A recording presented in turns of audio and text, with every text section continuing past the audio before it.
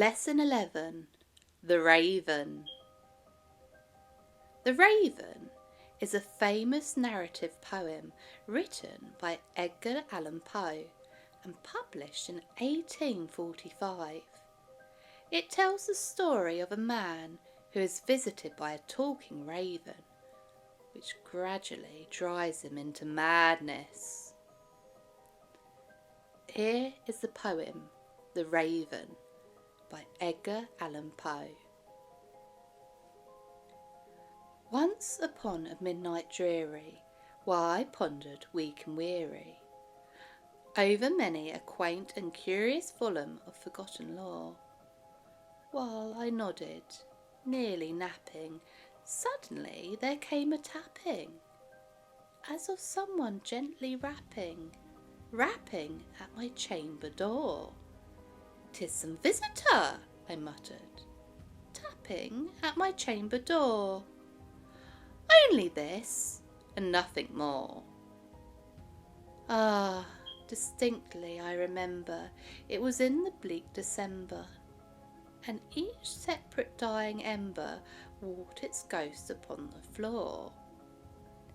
Eagerly I wished the morrow, vainly I had sought to borrow from my books and surcease of sorrow, sorrow for the lost Lenore, for the rare and radiant maiden whom the angels named Lenore, nameless here for evermore.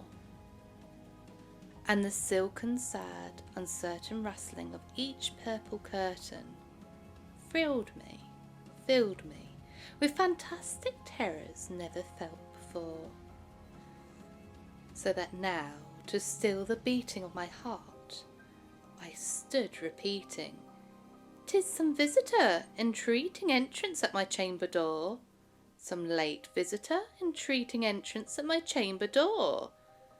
That it is, and nothing more." Presently my soul grew stronger, hesitating then no longer. "Sir," said I, "or madam, truly your forgiveness I implore, but the fact is I was napping, and so gently you came rapping, and so faintly you came tapping at my chamber door, that I scarce was sure I heard you." Here I opened wide the door. Darkness there, and nothing more. Deep into the darkness peering, long I stood there wondering, fearing, doubting, dreaming dreams no mortal ever dared to dream before. But the silence was unbroken, and the stillness gave no token, and the only word there spoken was the whispered word, "Lenore?" This I whispered, and an echo murmured back the word, "Lenore." Merely this, and nothing more. Back into the chamber, turning, all my soul within me burning. Soon again I heard a tapping, somewhat louder than before. "Surely," said I, "surely that is something at my window lattice. Let me see, then, what thereat is, and this mystery explore. Let my heart still a moment, and this mystery explore. 'Tis the wind, and nothing more." Open here I flung the shutter, then with many a flirt and flutter, in there stepped a stately raven of the saintly days of yore. Not the least obstinate made he, not a minute stopped or stayed he, but with mine or lord or lady perched above my chamber door, perched upon a bust or palliace just above my chamber door, perched and sat, and nothing more. Then this ebony bird beguiling my sad fancy into smiling, by the grave and stern decorum of the countenance it wore. Though thy crest be shorn and shaven, thou, I said, art sure no craven, ghastly, grim, and ancient raven, wandering the nightly shore. Tell me what thy lordly name is on the night's Plutonian shore. Quoth the raven, Nevermore.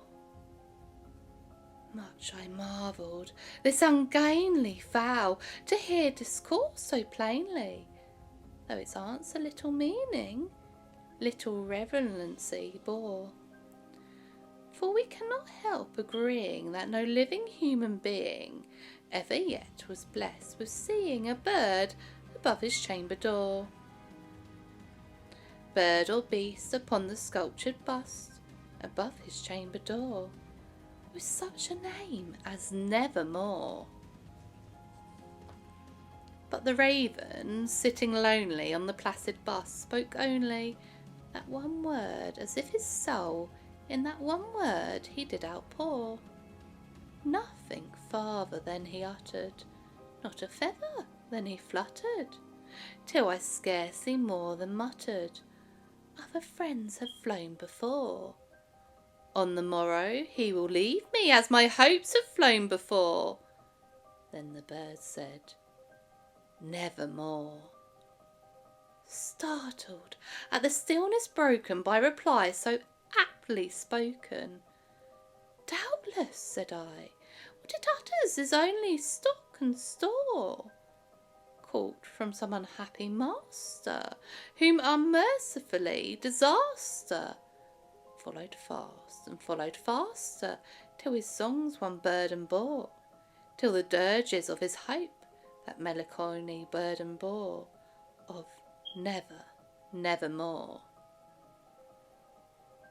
But the raven, still beguiling all my sad soul into smiling, straight I wheeled a cushioned seat in front of the bird and bust and door. Then upon the velvet sinking, I betook myself to linking fancy onto fancy, thinking what this ominous bird of yore, this grim, ungainly, ghastly, gaunt, and ominous bird of yore, meant in croaking nevermore. This I sat, engaged in guessing, but no syllable expressing, to the fowl whose fiery eyes now burned into my bosom's core. This and more I sat divining, with my head at ease reclining on the cushion's velvet lining that the lamplight gloated over, but whose velvet violet lining, with the lamplight gloating over, she shall press, nevermore. Then methought the air grew denser, perfumed from an unseen censer, swung by Sephirim, whose footfalls tinkled on the tuffeted floor. Wretch, I cried, thy God hath lent thee, by these angels he hath sent thee, respite, respite, a nepenthe from thy memories of Lenore. Quaff, oh quaff, this kind nepenthe, and forget this lost Lenore. Quoth the raven, Nevermore. Prophet, said I, thing of evil, prophet still, if bird or devil, ever tempter sent, or ever tempest tossed thee here ashore, desolate, yet all undaunted, on this desert land enchanted, on this home by horror haunted. Tell me truly, I implore, is there balm in Gilead? Tell me, I implore. Quoth the raven, Nevermore. Prophet, said I, thing of evil, prophet still, if bird or devil, by heaven that bends above us, by that God we both adore, Oh, this soul with sorrow laden, if within the distant Aidenn, it shall clasp the sainted maiden, whom the angels name Lenore. Clasp a rare and radiant maiden, whom the angels name Lenore. Quoth the raven, nevermore. Be that word our sign of parting, bird or fiend, I shrieked upstarting. Get thee back into the tempest and the night's Plutonian shore. Leave no black plume as a token of that lie thy soul hath spoken. Leave my loneliness unbroken. Quit the bust above my door. Take thy beak from my heart and take thy form from off my door. Quoth the raven, nevermore. And the raven never flitting, still is sitting on the pallid bust of Pallius, just above my chamber door. And his eyes have all seeming of a demon's that is dreaming, and the lamplight over him streaming throws his shadow on the floor. And my soul from out that shadow that lies floating on the floor shall be lifted nevermore.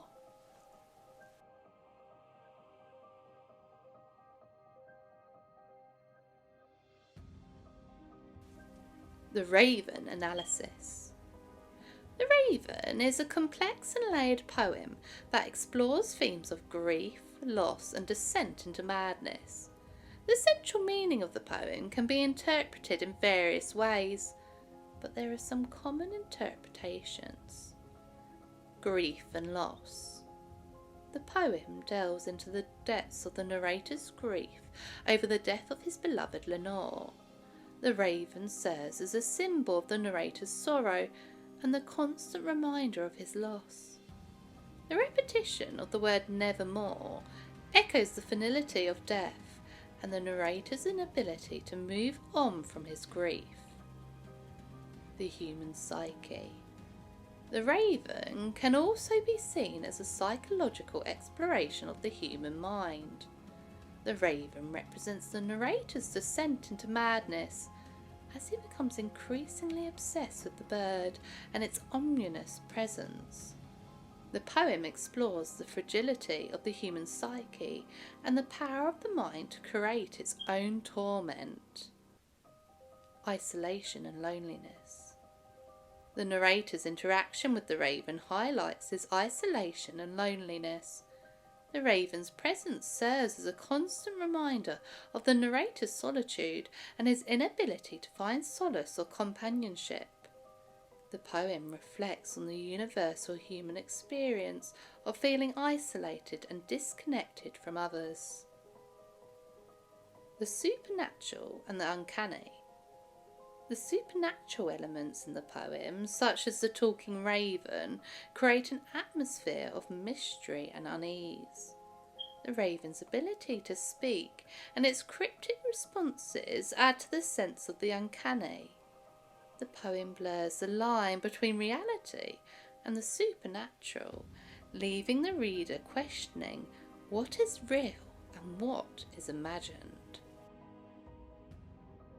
Edgar Allan Poe. Edgar Allan Poe, born in 1809 and died in 1849, was an American writer, poet, and literary critic. He is best known for his macabre and gothic tales, as well as his poetry. Poe's works often explore themes of death, madness, and the darker aspects of the human psyche. Tim Burton has said that he draws inspiration from Edgar Allan Poe's works. Poe's writing style was characterised by its dark and atmospheric tone, intricate wordplay and vivid imagery. His stories and poems often feature unreliable narrators, psychological suspense, and a sense of impending doom. Poe's life was marked by tragedy and hardship. He experienced the loss of his parents at a young age and struggled with poverty and alcoholism throughout his life. Despite these challenges, he made significant contributions to American literature and is considered a pioneer of the short story genre. Poe's works continue to be celebrated for their literary merit and influence on subsequent generations of writers.